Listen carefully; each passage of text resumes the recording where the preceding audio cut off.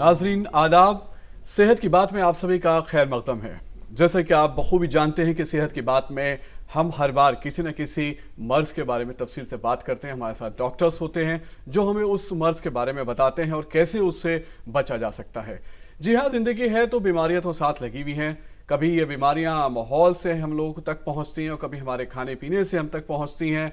और जनाब, इस माहौल में न जाने कितने किस्म के जरासीम जो हैं करोड़ों की तादाद में हर वक्त मौजूद हैं। सेहत की बात में आज हम इसी पर बातचीत करेंगे कि कई बार हम दवाओं में एंटीबायोटिक या तो बहुत ज़्यादा ले लेते हैं या फिर हम वक्त से पहले ही एंटीबायोटिक दवाओं को छोड़ देते हैं। इसका क्या नतीजा होता है हमारी सेहत पर, इसी पर बातचीत करेंगे आज हम। और हमारे साथ जो डॉक्टर तशरीफ रखते हैं, आप हैं डॉक्टर BL शेरवाल। आप डायरेक्टर हैं Rajiv Gandhi super speciality hospital. इसके साथ साथ आप प्रेसिडेंट हैं Indian Association of Medical Microbiologist. Doctor Sherwal, आपका खैर मकदम है हमारे इस प्रोग्राम सेहत की बात में। नमस्कार। जैसा कि अभी अर्ज किया कि तबीयत खराब हुई और हम डॉक्टर्स के पास पहुंचते हैं, डॉक्टर ने हमें दवा दी और ये लगा कि इनको एंटीबायोटिक की ज़रूरत है और हमें डॉक्टर साहब एंटीबायोटिक मिल जाती है। हम खाना शुरू करते हैं, 1 दिन 2 दिन हमने खाई और उसके बाद हमारी तबीयत ठीक हो गई और हम इतना भी गवारा महसूस नहीं करते कि हम डॉक्टर साहब के पास दोबारा जाएं और ये पूछ लें कि डॉक्टर साहब क्या अब हम अपना इलाज बंद कर दें। ये जो मामला है ये कितना ख़तरनाक है? देखिए, इसमें एक तो बहुत अच्छी बात आपने कही कि मरीज़ डॉक्टर के पास गया है और एक क्वालिफाइड डॉक्टर, मैं यहाँ पर बात कर रहा हूँ, क्वालिफाइड डॉक्टर के पास गया है। बिल्कुल। और उन्होंने मरीज़ की जो शिकायत है जी, वो सुनने के बाद जो वाजिब एंटीबायोटिक है उनको दिया। बिल्कुल। और वो एंटीबायोटिक मरीज़ को खाना शुरू किया है। ख़ास तौर पर ये 2 चीज़ें ज़रूरत होती है, एक डोज और एक ड्यूरेशन। बिल्कुल सही बात है। कितनी डोज खानी है और कितने दिन खाने हैं।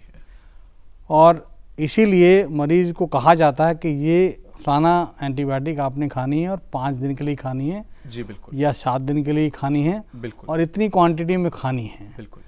तो उसके लिए ये बहुत ज़रूरी है कि मरीज़ को वो दवाई, क्योंकि एक क्वालिफाइड डॉक्टर ने जांच करने के बाद उनको ये हिदायत दी है कि ये दवाई खानी है। बिल्कुल।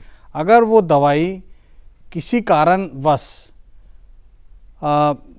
छोड़ देता है मरीज़ जी, तो उसका जो है नुकसान खाली उस मरीज़ को नहीं है बल्कि इन जनरल समाज और देश तक गणना होती है उसमें।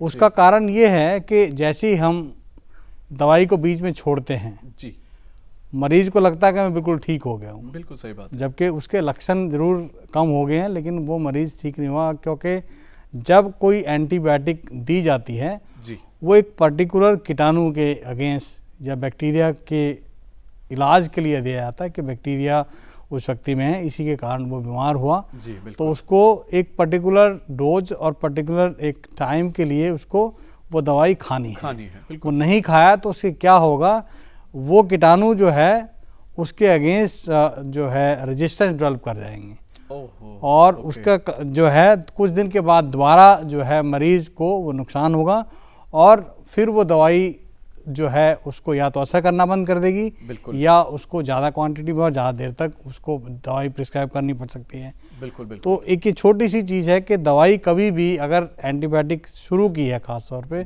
तो उसका कोर्स ज़रूर पूरा करें। डॉक्टर शेरवाल, आपने यहाँ पर जो एक इशारा दिया है कि वक्त से पहले अगर एंटीबायोटिक वो रोक देता है तो जो जरासीम है, बैक्टीरिया के जो जरासीम है, वो अपने आप को और मजबूती के साथ अगली बार जो है वो पेश करेंगे और हमारे लिए या डॉक्टर के लिए जो थोड़ा सा मुश्किल होगा कि फिर उसके खिलाफ दोबारा से लड़ाई लड़ना। ये जो बैक्टीरिया का जो मामला है और जो एंटी बैक्टीरिया जो दवाइयाँ दी जाती हैं, अभी 1-2 रोज़ कबल मैंने एक लीडिंग न्यूज़पेपर में फ्रंट पेज पे पढ़ा AMR, एंटी माइक्रोबायल कुछ इस तरीके बहुत से। अच्छा सवाल आपने किया। तो ये AMR जो है आज की डेट में एंटी माइक्रोबल रेजिस्टेंस। ओके। ये एक बहुत गंभीर समस्या है जी।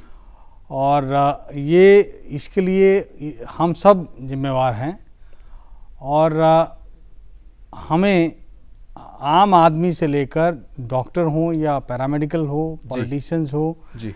या जितने भी हमारे एनजीओज हो, बिल्कुल, इसमें सबका रोल है। अच्छा, क्योंकि एंटी माइक्रोबियल रेजिस्टेंस जो है जी, दो तरह से होता है। एक तो naturally anti microbial resistance bacteria develop कर सकते हैं, बिल्कुल ठीक है। लेकिन एक जो है एंटीबायोटिक के ओवर यूज या मिस यूज के कारण अच्छा होता है, ओके, जो हम और आप मिलकर इसमें बहुत बड़ा रोल अदा कर सकते हैं। ओके ओके, इसलिए सरकार भी इस पे बहुत काम कर रही है। एंटी माइक्रोबियल रेजिस्टेंस कंटेनमेंट के लिए गवर्नमेंट ऑफ इंडिया भी और सारे स्टेट बिल्कुल इसके लिए आगे कदम बढ़ा रहे हैं कि इसके लिए एक्शन प्लान बना के और AMR कंटेनमेंट में हम काम कर रहे हैं, काम करेंगे। हमारी एसोसिएशन जिससे मैं आज की डेट में प्रेसिडेंट हूँ, इंडियन जी। एसोसिएशन मेडिकल माइक्रोबायोलॉजी जी, हम लोगों ने भी इस साल का पूरा साल डेडिकेट किया है जी, कि हम AMR containment, anti microbial resistance, ये जन जन तक इसको पहुँचाए, इसकी ओके। बात करें और सारे स्टेक होल्डर जो हैं जिनको बिल्कुल। ये असर कर सकता है, बिल्कुल, उन तक हम ये मैसेज पहुंचाएं अपना। पहुंचाने की कोशिश करेंगे। बिल्कुल, इसलिए मैं आपके प्रोग्राम के माध्यम से भी आज मुझे मौका मिला है, ये मैं अपील करता हूं सबसे कि AMR कंटेनमेंट में अपना हाथ जरूर बढ़ाएं और ये मिलकर के AMR के लिए हम लड़ाई लड़ सकते हैं, एंटीबायोटिक को बचा सकते हैं। फिर इसमें पूरा मुल्क जो है वो इसमें शरीक होगा। डॉक्टर साहब, आपकी इस कैंपेन में आपने यहाँ पर एक बात कही कि एक्सेसिव यूज़ ऑफ एंटीबायोटिक्स। अभी पीछे जो हमने एक मिसाल ली वो ये ली कि वक्त से पहले ही एंटीबायोटिक हमने रोक दी, लेकिन आपने ये जो बात बताई AMR के दौरान कि excessive use of antibiotic medicine, इसको थोड़ा सा तफसील में बताएं कि क्या नुकसान होता है। एंटीबायोटिक एक क्वालिफाइड डॉक्टर प्रिस्क्राइब करें और उसके बाद ही फार्मेसिस्ट या किसी दुकान से वो दवाई ले। जी, गवर्नमेंट ऑफ इंडिया या हर स्टेट का ये दायित्व है, जो उस पर कोशिश हो रही है टाइम टू टाइम। मेरा मानना है कि गवर्नमेंट इस पे काम कर रही है। हम जो है आम जन के लिए बेसिकली मैं इसमें ये कहना चाह रहा हूँ जी, कि जब भी कोई आम बीमारी होती है, सर्दी जुकाम हुआ, डायरिया हुआ जी, या खाली पेट दर्द हुआ या कान में दर्द हुआ जी, तो तुरंत जो है हर आदमी की ये मंशा होती है कि दुकान पे गए नज़दीक, उनको कहा हमको दवाई दे दीजिए, उन्होंने कोई दवाई दर्द की भी दे दी या उसको फिर कह के कई बार मरीज खुद ही कहेगा कि मुझे एंटीबायोटिक दे दीजिए। बिल्कुल, तो एंटीबायोटिक का बिल्कुल सही बात दे देते हैं और वो उनको 1 दिन या 2 दिन 4 दिन या कई बार 10 दिन 15 दिन वो खाते हैं, जबकि वो आप उस वक्त जो है एंटीबायोटिक की जरूरत नहीं थी। अच्छा अच्छा, तो एक ये बहुत बड़ा मसला है कि जहाँ पर जरूरत है वहाँ पर एंटीबायोटिक खाएं और वो भी क्वालिफाइड डॉक्टर से खाएं, जाहिर सी बात समझ आता है। लेकिन जब एंटीबायोटिक की जरूरत नहीं है वहाँ पर आम जनता बिना जरूरत के एंटीबायोटिक खा रही है और वो भी लंबे वक्त के लिए खा रही है। बिल्कुल, तो बिल्कुल, वो एक एक्सेसिव यूज है। बिल्कुल। साथ में इसमें देखा गया है कि जो एंटीबायोटिक ह्यूमन यूज के लिए है वो आम तौर पर अगर आप देखेंगे वो एनिमल में यूज होती है, ओके, तो फार्मिंग में यूज हो रही है अच्छे प्रोडक्ट्स के लिए। तो इसके लिए हम अक्सर बात करते हैं वन हेल्थ की। जी, हम उसमें ये है कि ये बेसिकली सभी डिपार्टमेंट को मिलकर इसके लिए लड़ना है जी, चाहे वो फार्मिंग हो या वेटनरी हो या एनिमल हस्बेंड्री हो, सभी इसके लिए कार्यरत हैं और सब मिल के एंटी माइक्रोबियल रेजिस्टेंस के अगेंस्ट लड़ाई लड़ें ताकि इसकी अवेयरनेस जो है हमारे फार्मर भाइयों में भी जाए, हमारे वेटरनरियन जो है उनमें या जितने भी एनिमल हस्बेंड्री के लोग हैं उनमें जाए, तक भी आम जनता जो है उसके लिए भी अवेयरनेस हो कि ये एंटीबायोटिक को जुडिशियली यानी कि रैशनली यूज़ करना है, ना कि जब मर्जी उठाया हम इसको यूज़ करते हैं। डॉक्टर साहब, ये जो ख़तरा आपने जो महसूस किया कि ये साहब हम आने वाले वक्त में बिल्कुल ऐसे हो जाएंगे कि हमारे ऊपर कोई भी एंटीबायोटिक दवा जो है वो असर करना बंद कर देगी। ये खतरा कब महसूस हुआ?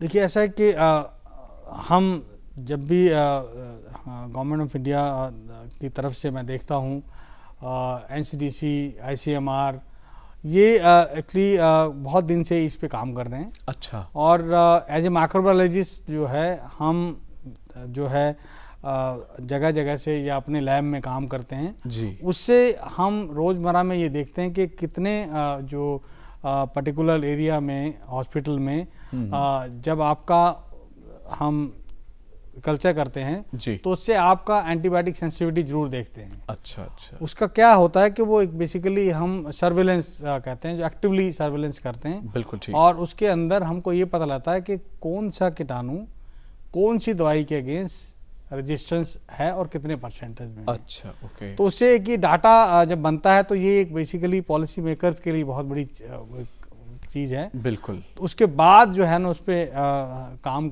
करते हैं और एक रिसर्च कंपोनेंट रहता है।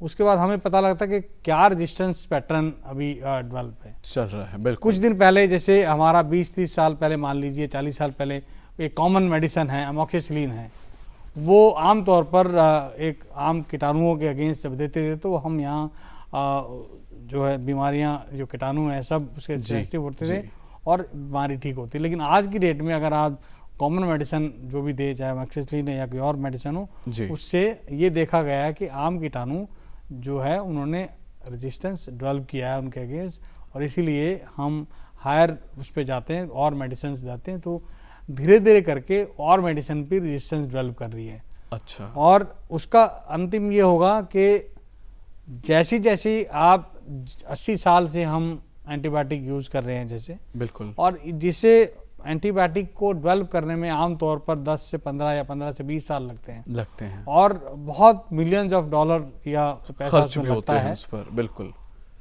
अगर उसमें जब तक जब कोई मेडिसिन आती है उसको अगर हम ढंग से यूज़ नहीं करेंगे, उसको हम सेव नहीं करेंगे, तो वो बहुत जल्द जो है अपना असर खोना शुरू कर देगी। बिल्कुल बिल्कुल। तो इसलिए हमारा यही है कि जितनी जल्दी आप इस चीज़ को समझें और एंटीबायोटिक को जहाँ ज़रूरत हो वहीं यूज़ करें, ताकि हम उस एरा में ना पहुँचें जो 80 साल पहले था कि कोई भी छोटी से छोटी बीमारी हुई और हम मरीज़ खो देते थे या जो बिल्कुल, है बिल्कुल। उनको जान नहीं बचा सकते थे, क्योंकि हमारे पास एंटीबायोटिक नाम की कोई चीज़ नहीं होती थी।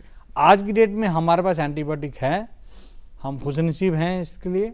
लेकिन कुछ दिन के बाद अगर हम अपनी गलती के कारण, जिसमें हम ओवर यूज, एक्सेस या मिसयूज की बात करते हैं, इनको अगर खो दें और इन पे असर करना बंद हो जाए कीटाणुओं पे, तो हम उस बेसिकली स्टेज पे दोबारा पहुंच जाएंगे। बिल्कुल बिल्कुल। कि कॉमन एलिमेंट के कारण जो है आम आदमी मरने लगेगा। बिल्कुल। तो उसको बचाने के लिए आज की डेट में हमारा और सबका ये बेसिकली लक्ष्य है कि सब लोग मिल के इससे बचाएं, ताकि हम एंटीबायोटिक को बचा सकें। डेफिनेटली डॉक्टर साहब, मुझे लगता है कि ये कहा जाता है कि prevention is better than cure. तो कहीं ना कहीं हाइजीन जो है वो उसका बहुत बड़ा रोल है हमारी हेल्थ को बनाने के लिए। तो हम बैक्टीरिया की चपेट में ही ना आएँ, उससे बेहतर ये है कि हम हाइजीन की बात करें। AMR में भी मैंने देखा, उस दिन पढ़ा भी मैंने कि आपने हेल्थ हाइजीन की बात की है, और क्या क्या बात की है उसमें हमने। इसमें बहुत इम्पॉर्टेंट चीज़ है, जैसे आपने अभी कहा कि हैंड हाइजीन या हाइजीन जी, और एक इसके अंदर एक इम्पॉर्टेंट फैक्टर है वैक्सीनेशन। बिल्कुल। दो चीज़ें इसलिए कह रहा हूँ कि हैंड हाइजीन क्यों इम्पॉर्टेंट है। आम तौर पर अगर आप हाइजीन रखेंगे तो आपको इन्फेक्शंस नहीं होगी। बिल्कुल। चाहे वो आप हाउस होल्ड की बात करें, चाहे घरों में बात करें या हॉस्पिटल में बात करें या किसी क्राउडेड एरिया में। बिल्कुल। अगर आप हाइजीन, जैसे आमतौर पर एक कैंपेन है कि आप शौच से बाद और खाने से पहले या अस्पताल में जाते हैं तो मरीज़ को छूने से पहले, मरीज़ को छूने के बाद, या कोई प्रोसीजर करने से पहले, उसके बाद, तो ये सारी चीज़ें जो है अगर हम ध्यान रखें, बेशक, ये एक बहुत बड़ा कंट्रीब्यूशन होगा कि हम बीमारियां फैलाने को रोकते हैं, रोक सकते हैं। तो बिल्कुल, उसके लिए हम अगर बीमारी नहीं होगी तो नेचुरली एंटीबायोटिक यूज नहीं होगी, ओवर यूज नहीं होगी। बिल्कुल। अगर हम आज की डेट में मान लीजिए कि इन्फेक्शन 1 से 2, 2 से 4 लोगों को फैलती है, वहीं पर हम उसको बैरियर लगाएं, बिल्कुल, तो वो एक सामाजिक एक मान लीजिए एक बेसिकली अवेयरनेस है कि लोग जो है सैनिटेशन से एक दूसरे को बीमार होने से बचा सकते हैं। बिल्कुल। दूसरा वैक्सीनेशन जी,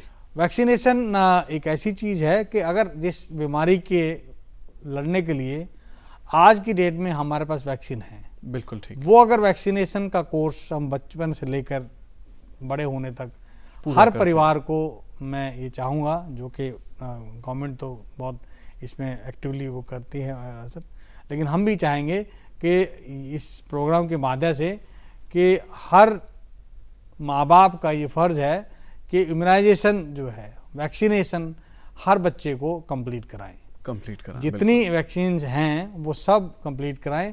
उसका कारण ये है कि कम से कम वो बीमारी के लिए जो बीमारी से बच सकता था वो बीमारी नहीं होगी और वो इसका मतलब ये होगा कि उतनी ही आप एंटीबायोटिक यूज करने से बचेंगे। तो आप इनडायरेक्टली आपका जो है आप सेव कर रहे हैं आपकी एंटीबायोटिक फ्यूचर जनरेशन के लिए। डेफिनेटली बहुत बहुत खूब तरीके से आपने डॉक्टर साहब बताया। एक चीज़ और हम जानना चाहेंगे कि एंटीबायोटिक जब हम लेते हैं, मेडिसिन जब हम लेते हैं, तो ऐसे में क्या डाइट का इसमें क्या रोल होता है? अच्छी डाइट हमें लेनी चाहिए या ये डिपेंड करता है किस तरह के मर्ज़ में हम मुब्तला हैं कि उसमें हमें एंटीबायोटिक्स के साथ डाइट लेनी है या नहीं लेनी है? क्या आपका मशवरा है इसमें? एंटीबायोटिक जब भी लेते हैं एक्चुअली बेसिकली हमेशा एक तो ये पता होना चाहिए कि कौन सी दवाई खाने से पहले लेनी है, बिल्कुल ठीक, और कौन सी दवाई खाने के बाद लेनी है। आमतौर पर वो दवाई खाने से पहले लेनी चाहिए जिसमें इमीडिएटली एब्जॉर्प्शन अगर ज़रूरी है और जल्दी असर करेगी जी, और कुछ एक दवाइयाँ ऐसी हैं जो इमीडिएटली आपको लेनी है लेकिन खाने के बाद लेनी है, उसका असर ज़्यादा होगा।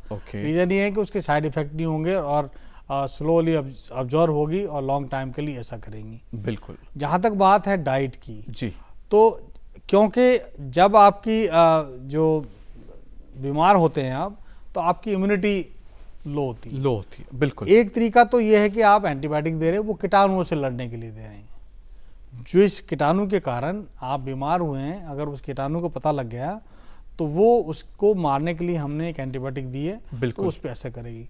लेकिन साथ में आपकी इम्यूनिटी को इंक्रीज करने के लिए आपकी सेहत भी जरूरी है, तो उसके लिए आपका प्रॉपर खाना इसलिए ज़रूरी है कि मान लीजिए आपको कोई जो खाना है उसमें आपका प्रॉपर मात्रा में प्रोटीन या फैट कितना खाना है, विटामिन कितने लेनी है, तो उसके लिए आमतौर पर आप जो है अगर मिल्क वो ले सकते हैं, क्योंकि मिल्क को हम मानते हैं कंप्लीट फूड है बिल्कुल, और साथ में अगर आप फ्रूट्स ले सकते हैं तो वो उसके अंदर जो है ना आप सारे मिनरल और विटामिन आपको मिलेंगे।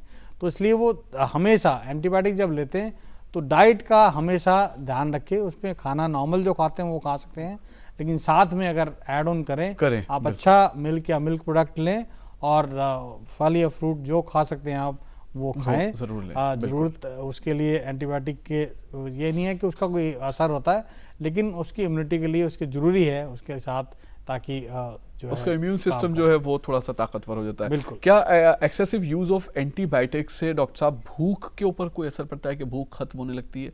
क्या कुछ ऐसा है?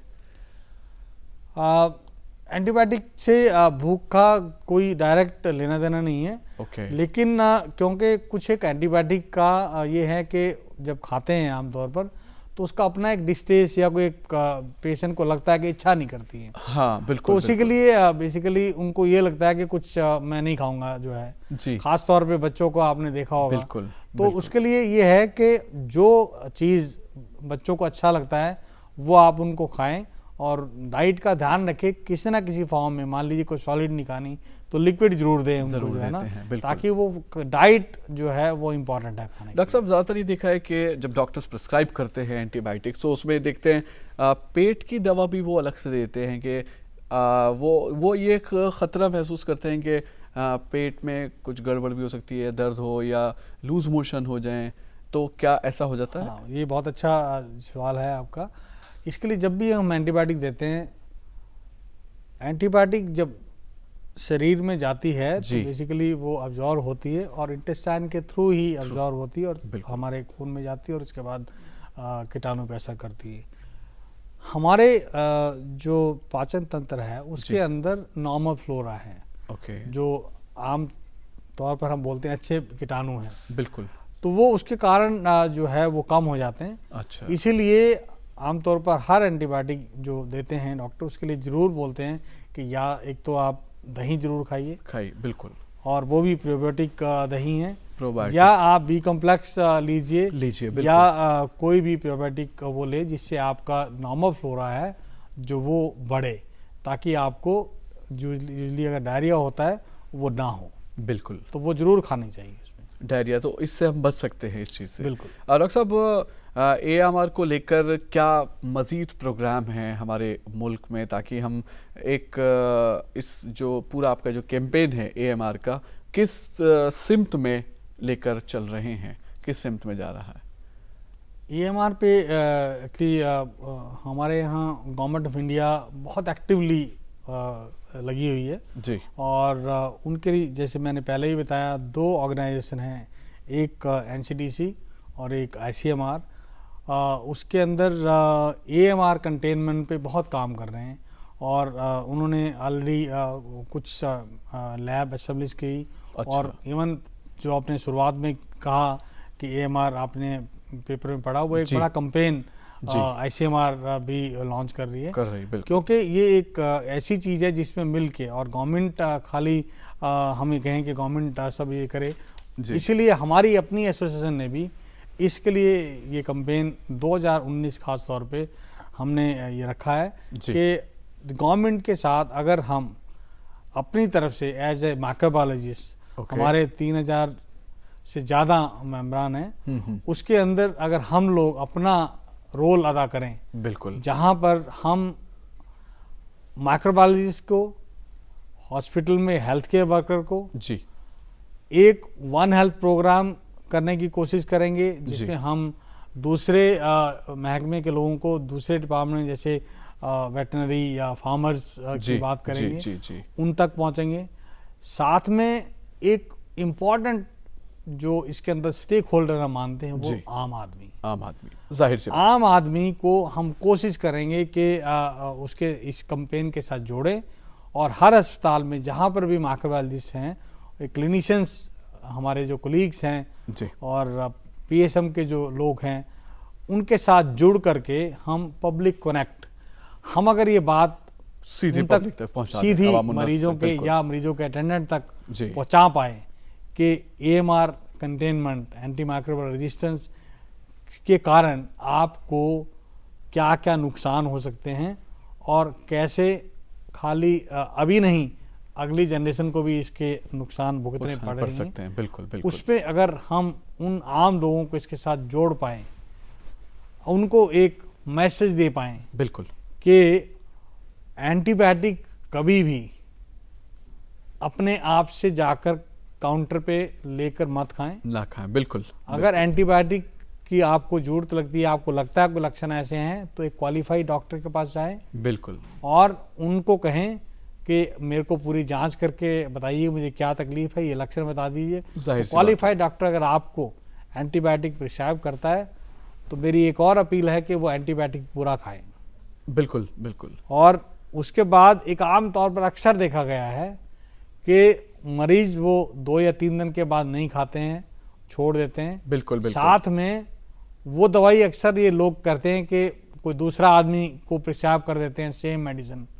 बिल्कुल, तो उससे बचना चाहिए कभी भी, क्योंकि लक्षण एक जैसे हो सकते हैं लेकिन जरूरी नहीं है कि वो दवा वही लगेगी। तो इसलिए हमेशा आप जो है क्वालिफाइड डॉक्टर से एक जब तकलीफ हो तो जाइए और वो दवाई लीजिए जो है।